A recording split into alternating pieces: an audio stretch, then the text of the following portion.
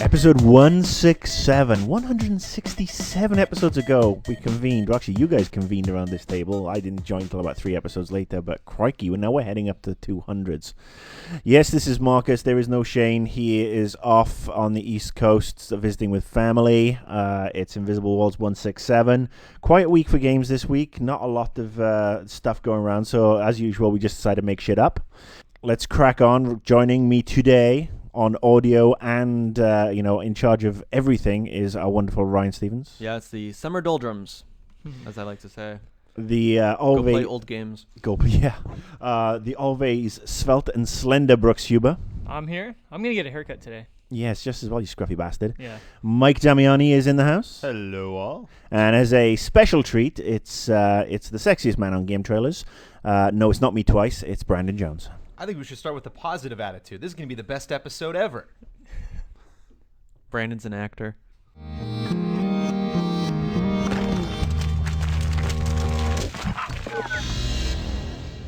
Okay, let's get cracking, as they say. Who says that? Well, I do. Anyway, the Anime Expo was last weekend. God, you could tell we are trawling for stories today. But no, the Anime Expo was there. I prefer slumming. Slumming. Well, Yeah. I don't know if slumming is the right idea, because we did have some people attend in a professional capacity, not just Brooks turning up to mooch off people. Did you get some t-shirts? I didn't get anything. I walked away empty-handed, but I got good visuals on a lot of good cosplay. Sounds like your sex life, really, That doesn't was it? a lot of fun. Go girls. All right, so Brooks, you were there as a paying As an attendee, but attendee. Mike D and Brandon, you were there. You were there in a bona fide capacity because you were on an panel, weren't you? Yes, we were. What was the panel all about? We did a panel on pop fiction. It's kind of like one of the people at Anime Expo, one of the staff, I've done panels there before I worked at GT. And I guess they were really hurting for programming this year, so they're like, hey, one of my friends told me that you work on a series for game trailers, and we think this would be a good thing, to have at our show. And I was like, well, I got to run that by some people and stuff, and it turned out it worked out. And basically we just showed off a few of our more popular episodes, and we actually debuted a brand new episode there before it was even live on the site. That's pretty cool. Yeah, and I think the audience went ballistic at that point. They were you crazy. can just say the word Zelda into the microphone, and that's enough. And so actually showing an episode that was a surprise at the end, I think a lot of people How got many giddy. people were in attendance for this? I'm trying to picture the the room crowd. held It held 500. I think it was at least over 200. I think it was about 250 Wow. people. Yeah, that's cool. it was quite a big room. And there was one other person with you guys, right? James Andre joined us, Our and, video editor extraordinaire. who cuts 99% of all the pop fiction episodes. He got in about a sentence, but he was there. Was the sentence, I use Final Cut. I think it was, my name is James Andre, and I'm an editor. I think. Yeah, it was unfortunate they didn't ask him any more questions. But yeah, no, just him being there, seeing the reactions that people watched that actually saw the episodes there, I think that was a great thing for him to see and for us to see, actual bona fide people cheering and shouting, and some of them had actually watched the episodes already and knew it was coming, and they were excited for it. So it's a stark difference from the comments we see on our forums. Well, and stuff. that's what I was curious about, because I think what's the old joke is being anonymous on the internet turns you into an asshole, right? Yeah. But I would say pop fiction is very popular. I think its ratings are 9.8, 9.9. The comments are always pretty pro, I would say. But would you say the actual in audience it sounds like it's already matching that, but was there any sort of criticism, or was it most people just trying to stump you with possible myths? No, we got a lot of. The first question was, "Where is Jeff Keighley?" Yeah, like that, before we even got going. That stumped us there. So, no, a lot of people want to know what myths we had coming down in the pipeline. They wanted hints at that. People just ask what was the most difficult thing you had to do. They asked Brandon about what was the most difficult thing you had to read in a script. And what were your answers? Oh yeah, well, the most difficult thing I had to do for it was getting all the coins in Mario 64. Oh, you were so frustrated. Yeah, that was pretty frustrating, and I think everyone in the audience knew how tough that was. How many coins was that again? 2,600 and something. Well, 2,092 definitive coins. Yeah, you'd have to get every single coin in every level, right? And then you get 100 out of 103, and then you get to go your 101st, and you'll die. Yeah, the problem is when you die in that game, you lose all your coins, so it doesn't keep the progress because, it was back then. But no, then people. There's this one person who kept asking about. They want to know like how we come up with the ideas for the myths. You know, do we go to like fan sites? You know, do we talk to anybody? So they want to know more about the process of like how we conceive these and like what we're gonna do. And you explain to them it's all about smoking weed, eating Doritos, and just throwing shit against the wall and see what sticks. Well, you don't need the Doritos, but they help. Okay. Yeah. We use the store brand usually. I mean, yeah, it was just really cool to see. It was an interesting crowd. It was kind of. of fun I had a really fun time trying to gauge who was there for what reason. Like, how many of you people knew what was going on and actually came to this to talk to us and see episodes, and how many of you just kind of wandered into an open door and sat down and started watching videos. And They how seemed many to have a was good that? time. I don't know. I don't know the exact percentage. I think it was about 50-50. There was but- like a meet and greet with like anime sex kid and girls like afterwards, so maybe they were just. Yeah. Did you sign any autographs? Did anybody? I got one. I got my Yes. first autographed ever.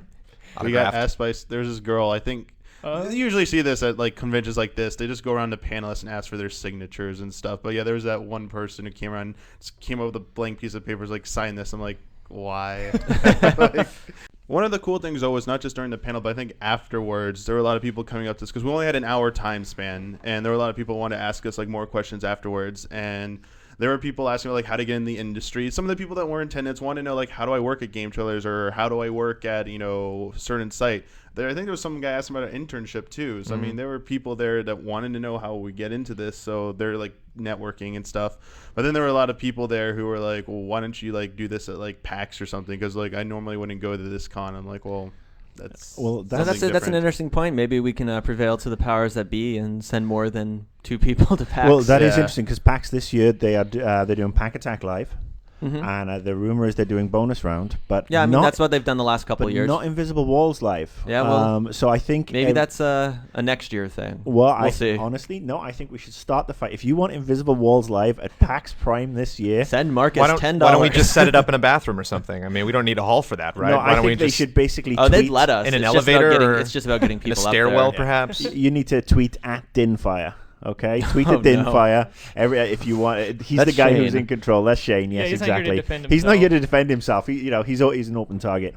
But anyway, yeah, I mean there are some good PAX Prime game trailers type stuff. But definitely thank you to everybody who came out at Yes. the Anime Expo to see us and to cheer and to watch the episodes, and hopefully we'll be back. Marriage is just a tradition, right? Seriously, who wants to be tied down?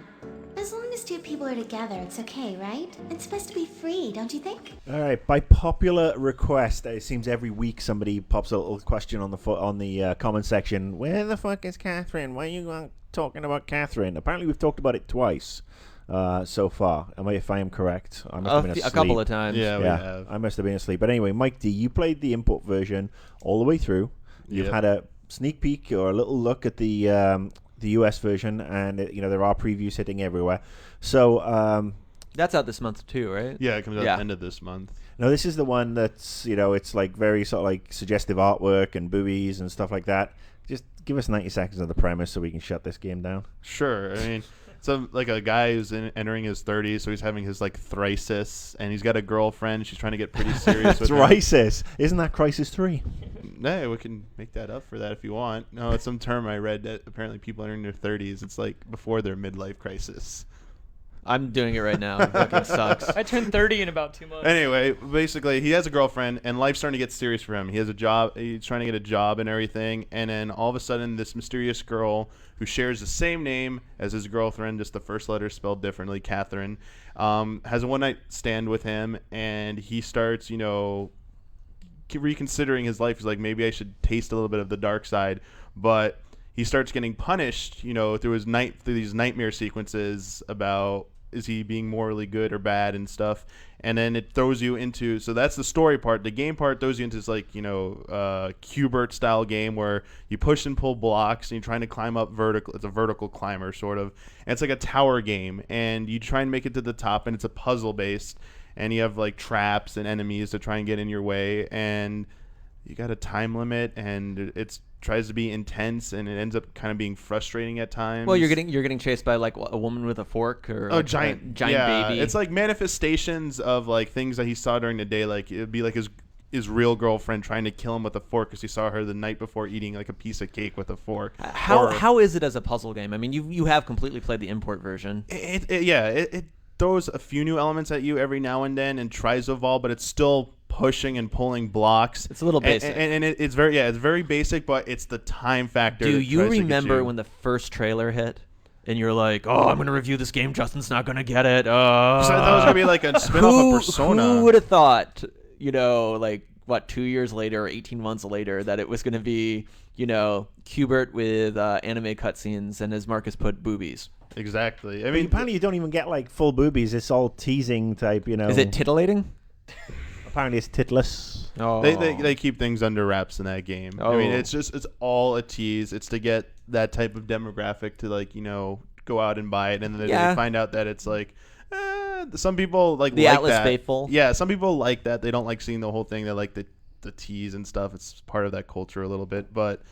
I mean, yeah, the game is nothing like I expected, and I think that's why they kept the gameplay under wraps for so long. And I think a lot of people thought this was going to be like a more RPG, social sim elements, kind of like the Persona series. And but end of the day, it seems like they had like a clever idea for a game, and then another team was probably testing the graphics engine for Persona 5. It's like, hey, let's try this graphics engine on your little game idea, and people will buy it because they like the visuals and the style, and the gameplay seems kind of unique. And I think they even told us in their interview that like the visuals in there were kind of being like tested for their future projects. So it was basically the Persona 5 like test. Are you okay with the localization, or is it another case of subs before dubs? We heard a little bit of it. I mean, it sounded fine, but I mean, I don't know. They're not. I don't think they're including dual audio for this one. I might be wrong. I completely forget, but. It seems like they want you to listen to the English dub. You're not going to have the Japanese dub and subtitle option. But, I mean, Atlas does pretty decent job with their localization. They're one of the better ones. But, we only heard a few choice lines. We'll see. But I would have preferred to have dual audio. So if you're expecting to buy this game so you can totally perv out, you're going to be sorely disappointed. Yes, you are. That's my $60 not going to them then.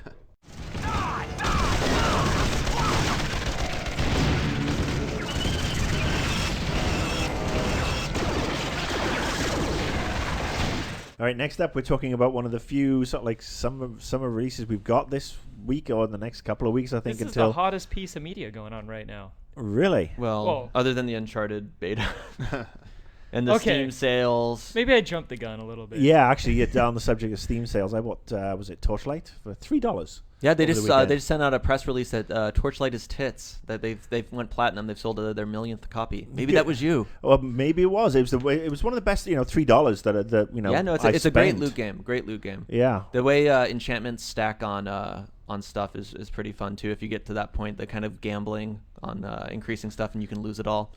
But Yeah. we got What are we giant talking bugs about? to squish. Yes, we're talking about it's summertime, and where would we be in the summer without the bugs causing hassle? Oh. EDF, Insect Attack, I think. Insect Armageddon. All right.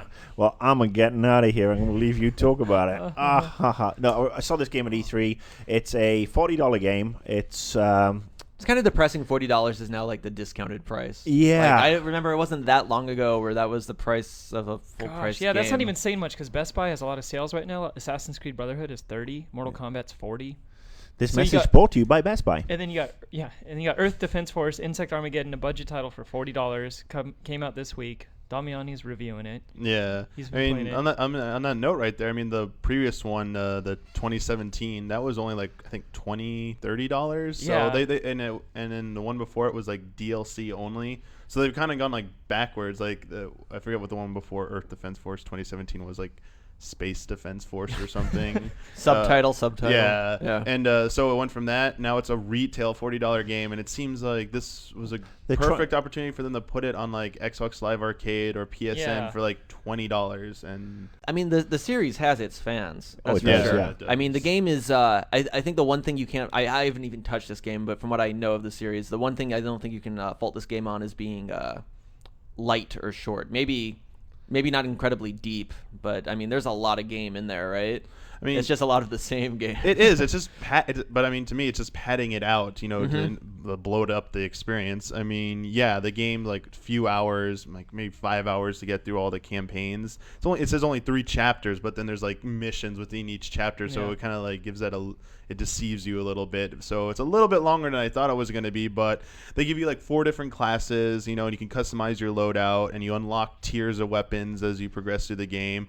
And like when you finish the game, like you only get to like tier 3, maybe 4, and then there's like 3 or 4 more, there's 7 tiers. So it wants you to go back and just like grind, and like that's how they like justify replay value in that game. And if you really like shooting bugs and blowing up buildings, then yes, you're gonna have a lot of fun with this game. It gives you plenty of that, but I think after the first 2 or 3 missions, you're kind of like, they don't pose much of a threat either. Like how soon into the game before I mean, first of all, it's not just friggin' bugs. First of all, they start throwing robots at you. It's like, wait, I thought this was an invading bug army. Now there's giant mechs and shit coming at you.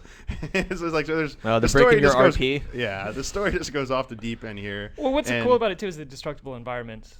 Yeah, you can blow up buildings, and you can blow up almost anything. There's like some invisible walls where you see scenery behind it where you can't reach, but most everything in front of you just obliterate, and it's cool. You can forge your own paths. It's open environment, but I mean, the bottom line is you're just killing waves of bugs. And yeah, the enemies get a little bit more difficult, like that giant like Hector model robot that they come out. Yeah. That looked like it was like. Does he even have a weak spot, or is it just fire at will?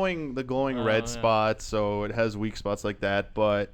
It's pretty straightforward and simple. There's nothing complex about it. It's just like a very basic game. Yeah, you just need a trigger, and that's much I mean, and it's arcade style, so it has co-op, yeah. It's co-op, it has split screen local co-op. Only for obviously only 2. Has online for up to 3 people. You can do either the campaign. There is a survival mode, which is like a horde mode, but it was kind of. That's like the game to begin with, too, right? Yeah, I mean the whole game is just surviving against bugs and insects, so there's a little difference there. So at the risk of incurring the wrath of the Earth Defense fanboys, is it worth $40? It's not really worth $40. Yeah, I wouldn't say so either. I mean, 20. 20 maybe they could get away with $29.99. It might be on the high end, but $40 is just a little too much for this game. I don't know if you do buy. I hate to play devil's advocate, but it does have the online and the multiplayer. So if you do have a budget title, it does have some other factors for it working for it. And this series started like on what Super Nintendo did in it? Like oh god, I don't know. It's like from the 90s. I saw something about that. I don't even know if it's the same series, but there is something called Earth Defense Force for Super Nintendo. Well, it's like D3's Space Fighters. It's like D3's gem. Today, welcome to the world of Wii U. All right, as always, whenever we have a slow week or month or part of the year, we return to the old faithful, ultra-dependable On The Hook. And we took some questions from the Facebook page and from Twitter. And we do have a bunch of questions. And I think the first one is up for you, Mike D. All right. Mass Effect, written in lead speak, asks, do you think Nintendo can capture majority of the market with the Wii U for next gen of consoles? Pretty sure they meant, do you think Nintendo can recapture majority of the market with the Wii U? Don't forget, it's Twitter, limited characters. Right. Well, I mean, just to point out real quick, I mean, except for the recent few months, Nintendo has been dominating the market with the Wii. Good. I mean, I don't think anything is going to be that Nintendo puts out next will be as successful as the Wii. I think we're seeing that with the 3DS right now. It's starting off slow. The Nintendo DS did start off a little slow too, but we'll see after this month if it picked up or not. I don't think but in general, I don't think the 3DS is going to do as well as the DS, and I think the Wii U is going to follow the same thing. It'll still be pretty successful, but it's not going to achieve the level of success that the Wii did. I think the Wii was a phenomenon, kind of like the PS2 before it. And it's not such a revolution either. I mean, it's a tablet. It's doing crazy things, but we're used to tablets are pretty commonplace now. I mean, you go to Starbucks, you'll see like teenagers with iPads and sadder teenagers with Android tablets, and then. The Wii with not motion free, but motion gaming, that was revolutionary, and they did fit that niche of anyone could play tennis, anyone's mom could do bowling in Wii Sports, and now we're seeing the market where the Kinect and PlayStation Move, where other people are in that space, so it's become more stratified. So I don't know if this tablet. I know in Japan, hasn't their stock taken a dive too? It did take a bit of a so I tumble. don't know if there's the same amount of confidence. from the investors. Then I think the Wii U as a dominating force it's an interesting question from Mr. Mass Effect, but I mean, I don't know. If anything, this generation's been interesting because look at PlayStation resting in the U.S. in third place, and or even the PSP. Look how many units the PSP sold compared to like the Atari Jaguar or the Lynx back in the day. I mean, it's really, video games have become a big enough business that it's not a monopoly that can, one single company doesn't need a hardware monopoly to survive and flourish, which obviously all the big players are doing this time around. I think in 12 months we'll just come out of E3 again, and Nintendo will probably have released a whole shitload of very impressive stuff. I think one of the things it does have going for it is that you can use your Wii nunchucks and controllers and stuff, or on the new machine. I think if there's backwards compatibility with the Wii, it makes it more attractive for people to upgrade. So I think it's one of those things as we learn more about it. But I can't see Nintendo do know how to market it. Yeah, the DS is or the 3DS I think has been a bit of a misstep, but I think it will eventually replace the monster that was the DS. But I see Nintendo doing it again. I've got no reason to doubt them because of basically what they've done in the past with handhelds, and then with the Wii. I think they've built up a market of people who will want to play dance, Zumba, pole dancing in high definition, and you can always give that tablet to Grandpa to sit in the corner so he could sort of watch naked women or something. I think it's going to take at least a little bit of a hit though with just having the U tacked onto the title. Like I think your average consumer who's never owned a video game console before, the Wii U comes out and they're at a Toys R Us or a Best Buy and they think Wii U, what's mine called? I don't remember. Like it's not called something completely different. It's just tacked on. I think that's. And I think Joe Consumer is going to think like it's just that's an add-on. That's like where Marcus's idea is of this the a new marketing system? blitz. Is this am I just buying the controller? Well, I think it's going to get confusing. The marketing blitz will kick in, them. but it is very smart from a branding perspective because Wii U, Wii 2. I mean, it's going to have the Wii on there. It's got, Nintendo will spend a shitload of money clarifying that exact message. And I think when it's on the shelves at Toys R Us, it will be the hottest toy available next year. And it will, it will sell out because they've dominated a huge casual market as well and pulled all those people in. I think those people will be wanting to have, the early adopter hardcore guys will want to have it. And I think, some people will want it as the shiniest toy for next Christmas. I mean, I hope they learned their lesson because the 3DS, the marketing materials and like GameStops and stuff, it's right along the shelf with the DS stuff. It even says it's part of the DS family, and a lot of people are confused about, is this just the new model of the DS? And with back to Brandon, it says Wii U, no matter how much marketing they spend on the TV and on radio and stuff, consumer walks in the store, if it's on the same signage as the Wii, like here's your Wii, here's the Wii U, they need to learn from that mistake and make sure they separate that stuff and like make it clear this is a whole new console, not just a replacement, not just an upgrade from your Wii. Totally new thing. Nintendo haven't announced what their plans are for the Wii yet, and I think we will. We know the software's been scaled down for the Wii. I think we will come to a stage probably towards the middle of next year where they will cease production on the Wii, and you won't be able to get a Wii brand new in Toys R Us. Because they've sold 400 billion units. They don't need to sell anymore. They will just switch focus to the Wii U, so that'll be the only thing you can get.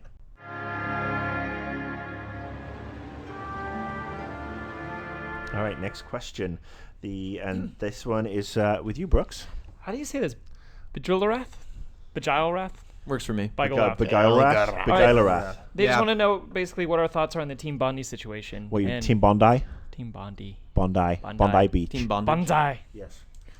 Well, this is funny because we actually talked about this last week, but it never made the show because we were so tight on time. But obviously, we've got, we know that there have been emails out. And do you want to give everybody a quick little rundown of what's been going on? So it was like a whole deal with employees being disgruntled and working long hours and not being able to get their compensation and pushing themselves to the limit, basically, to make sure LA Noire hit street shelves at a game that took 7 years to develop, and they had a high turnover of staff, and there were regularly, the regular 100-hour plus crunch weeks, and that you get crunch weeks in the in a development cycle, and you get them more as you head towards there's things Gold that are Master. expected in the development cycle, but, apparently they were getting these 100 hours once a week, and people were not, were getting warnings for coming into work at 9:15 in the morning, 15 minutes late after being there till 3:15 the previous morning. So it seems that the guy who runs Team Bondi is Bondi rather. Now I'm saying it is a little bit of a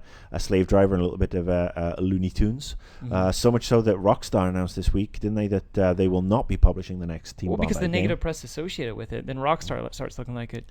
Well, it's also, I mean, yes, L.A. Noire sold very well and had a very positive initial reaction, but I think people are now going back to L.A. Noire and are seeing a lot of the faults with it. I mean, Brandon, you and I discussed this, that, L.A. Noire is kind of flawed in a lot of ways. It is lather, rinse, repeat. It's drive around, try and guess the right response, look around a crime scene, and it needed to have something more to really sort of like immerse you, as opposed to being this just game that repeats itself all the time. I agree. It was fun, but yeah, and there were some just some conversation things that just flat out didn't make sense. I mean, and it was interesting to talk to multiple people and kind of get the same reaction.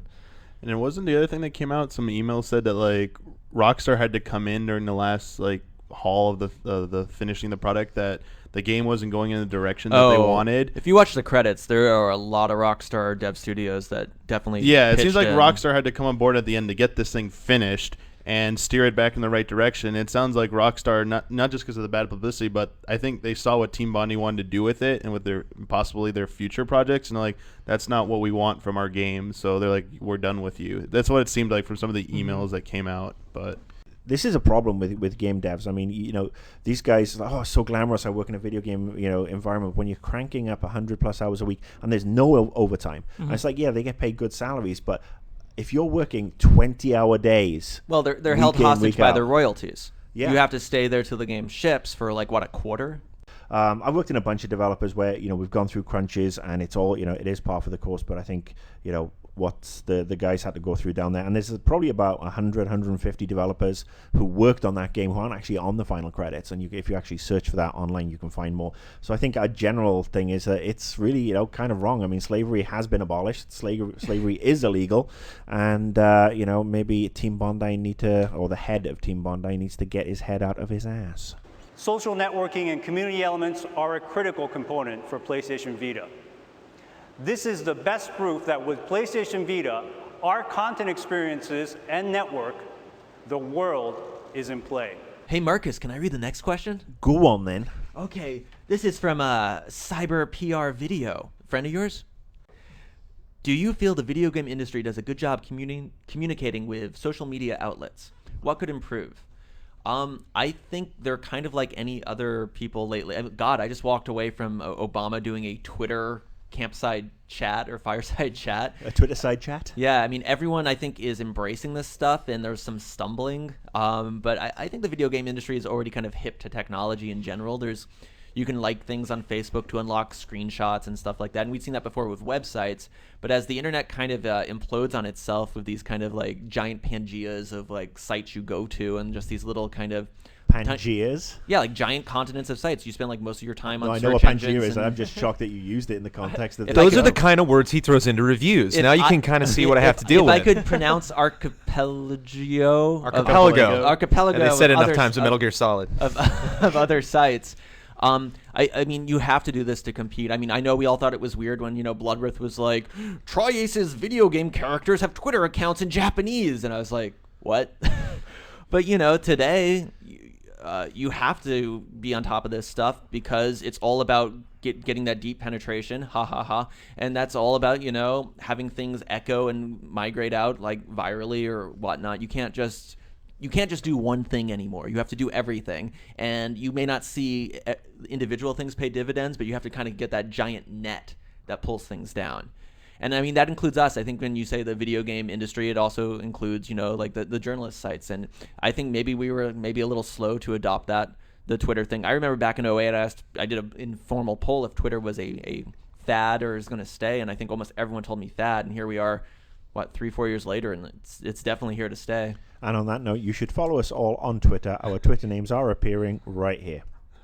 Ding, ding, ding. I really loved Assassin's Creed. I thought they had a really good Facebook app game connected thing with Brotherhood, where you could kind of go on and follow the missions of all the guys that you'd sent out on missions in the game.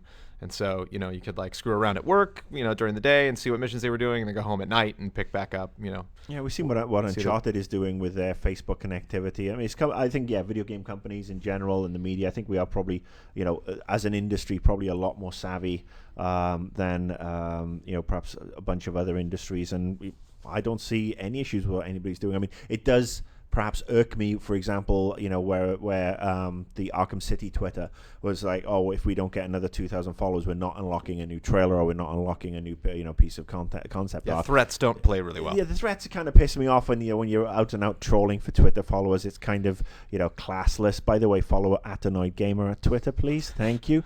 So yeah, it's I think it's they do a better job than I think a lot of people. You do get a lot of personality. I mean, you look at some of the people like Tim Schafer. He tweets regularly. He has a really good Twitter account. The guys who are doing Twisted Metal, Ted Price, Cliff Basinski. I mean, they do. It's a good way of reaching out, and I think I think the industry's doing fine. Peace Walker will be included in the Metal Gear Solid HD collection, along with Metal Gear Solid 2 Sons of Liberty and Metal Gear Solid 3 Snake Eater. And the long-awaited Zone of the Enders HD collection. Both Zone of the Enders classic titles in HD. Deputy in 1080. All right, who's next? Brandon. Yeah. Okay, I have one from Christopher Kinsey. In your guys' opinions, what do you think the chances of an HD remaster of the Ratchet & Clank series would be? Do you think it would be worth doing? I personally think and wish they would make this, since they are making a good number of HD remasters. I'm guessing he means the first one? Maybe the entire series, because that's what happened with Sly. Or like the early ones. Okay. Yeah, maybe the ones on PS2 PS2 ones. Yeah. I'd rather see Jak and Daxter. I think that'd be really fun. I think the bigger question here is how much longer can we ride this HD remake train? I don't know. Is there an equation to like how many years the last gen lasted to how many years we can milk it for remasters? When I don't know, when I guess it wasn't even when it was when Resident Evil 1 was completely remade on the GameCube. I thought that was balls awesome. That was incredible. That was cool. They added so much stuff, et cetera, et cetera. When the Tomb Raider, what was that? Anniversary Tomb Raider, completely redone. Yeah. I don't know. When they did Sly, it's like that's cool. I know Brooks, you checked out Prince of Persia. Yeah. I mean, GoldenEye was really good. The new that's one like for a the remake though. Yeah. I mean, these remastered ones are kind of like these up-res things, and I guess they're fine that they're here, but it's hard for me to be as enthusiastic as when the first couple hit. Now it just seems kind of like it's like 3D. Maybe because I'm older too. Everybody's doing it. Yeah, but they're old games. I mean, they're not really adding anything to them except for maybe a little better frame rate, a little better resolution. The thing about the Ratchet & Clank series too is you look at Resident Evil, like Chris Redfield now does not look like the Chris Redfield from the past. Even in the remake when they did, like those two guys are completely different people. He played football for 5 years or something. But you look at the Ratchet & Clank series and they really just up-resed it. So even if they were to remake the old games, it would just look like the last Ratchet & Clank game that came out, just with the beautiful maps games from the first game. But yeah, and really well put together. I mean, and if I can quote Justin here, he's like, stop making and remaking shit, make new shit. And I think, I mean, look at this month right now where we're in this quagmire of not much, I mean, yeah, I'm a hypocrite. I want Shadow of the Colossus to run at, a decent frame rate, and I'm going to pick that up. But I don't know. And I'm a total hypocrite. Splinter Cell HD remixes, I totally want to play Pandora Tomorrow online again.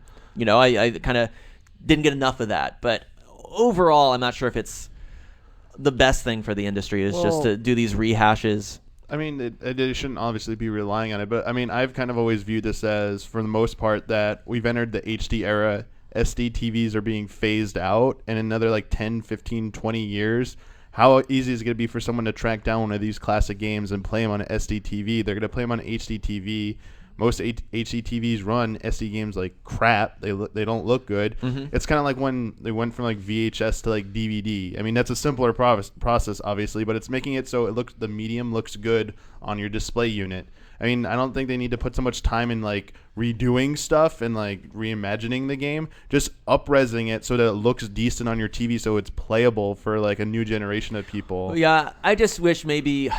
I mean, now I'm just saying, when you play an old PS2 game, you have those filter options and stuff like that, and I've heard emulators can do some pretty interesting up-resing stuff too. It'd be nice if it could just be a firmware upgrade or something like that instead of having to shell out some money. I think if they're going to do a HD remake or remaster, I think I'm not adverse to doing it as long as they give you a value for money package. And that's definitely been there. I mean, you're getting multiple games, and it's usually at a discounted price. Final Fantasy VI 3D on the 3DS. That's all I'm saying. And Marcus, do you have the final question? I do, and this is another Twitter question from LaSalle Legend. We were tweeting back for this morning, and he asked the opinion, our opinion on this rumor going around that the PS4 is going to be in production as of the end of this year, and Sony are going to have 20 million units available for for 2012, and that it's going to be very much on the Kinect side with regards to the motion gaming as opposed to doing away with Move. This rumor's been picked up by a couple of other sites. Everybody's seen it. I think it's a bit bollocks. I want to call bullshit too. Yeah. Two consoles at the same time. I just can't see. Yeah, I can't see the point in Sony announcing a PS4 and skipping E3. Not announcing it at E3. Were they going to announce it at TGS this year? I don't think so. I think if Sony are going to announce the PS4, they'll do it next year for 18 months after the fact. And I don't see the point in Sony doing a PS4 right now. I mean, yeah, start developing, figuring out your tech, but Jesus Christ, the PS3 is the best console on the market right now, and is going to be the best console for the next 2 or 3 years. Especially, the Wii U is going to come in and is going to be, kind of cool, but it's not going to be as good for hardcore as the PS3 is right now. Xbox are the ones who should have come with something at E3 to say, all right, we need a new console. And honestly, I don't think Sony would be ready to abandon the Move just yet. I mean, they've just put they put a lot of money behind it. It sells reasonably well. I think they'll probably have another crack at it this Christmas. Do you think maybe the facts may have just gotten? I mean, this is supposed to be what a manufacturer, like an OEM leak. Yeah, this is a quote from a manufacturer. Do you think maybe Sony could be doing like a separate tentpole? Are they like splitting SKUs? That would be interesting if they come Instead up with something with a built-in it's not the iToy. PS4, but it's the PS Casual or something. I don't know. Yeah, it does seem odd. I don't know if I'm going to quite call bullshit because I'm an indecisive bastard, but I just can't see the point in having 20 million PS4 units available, worldwide next year when the numbers are a little more, I don't know, liquid for me, but they're definitely working on something. Oh, of course they're working on something. It behooves them to. It makes sense. I just think that this rumor is probably somebody trying to bump up their stock price. Now, as you know, every PlayStation 3 can play 3D Blu-ray games and movies. And with franchises like God of War, Uncharted, Killzone, Ratchet & Clank, and Resistance, adding to the more than 100 3D games on the platform, PlayStation is the ultimate solution for 3D. All right, that's episode 167 in the can. Thank you, group. That was, I think we managed to muddle through and create something semi-interesting, given the... On the Hook's always good. On the Hook, yeah. Thanks for all the questions, especially as most of them came through literally this morning. We will probably do another On the Hook next week.